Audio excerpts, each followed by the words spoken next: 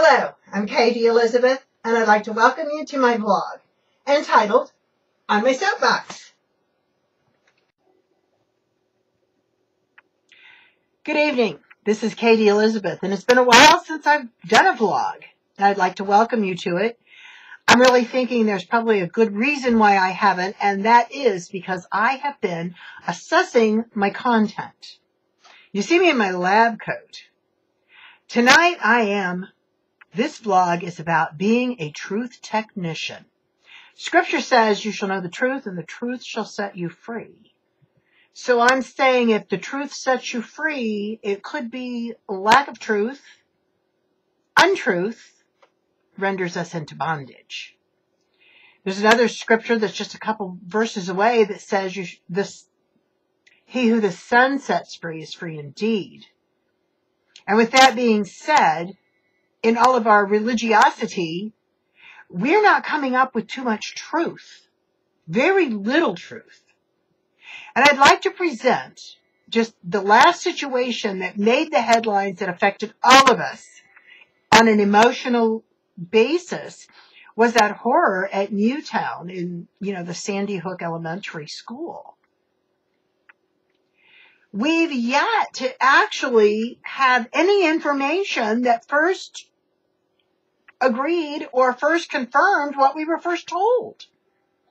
And so my concern is, when will we know which information is actually the truth? How will we ever know? When I was a child, they talked about people that lived behind the Iron Curtain and, certain dictators didn't let their people know anything. And what I'm wondering is an inundation of conflicting information may be just as harmful or more so as far as the people in general ever knowing what the truth is. If we were living in silence, we'd at least know we didn't know what was happening. But with all this information continuously inundating our world, how do we ever sort it out? Well, I wish I could bring out a little petri dish and say I've got it all sorted out in my lab for the last month. Here it is. But what I do know is we have to find something that is an absolute truth. And I stand on Scripture because as far as I know, right now, there's nobody alive that participated in any of the authorship. And that seems like a good foundation to begin. And I like the promises Scripture gives us about knowing the truth. And I don't appreciate the programming and the bias from all the other information that we're exposed to. It's all clearly biased. It's clearly editorialized. And as of late, the headlines I find to actually be stirring up a great deal of confusion.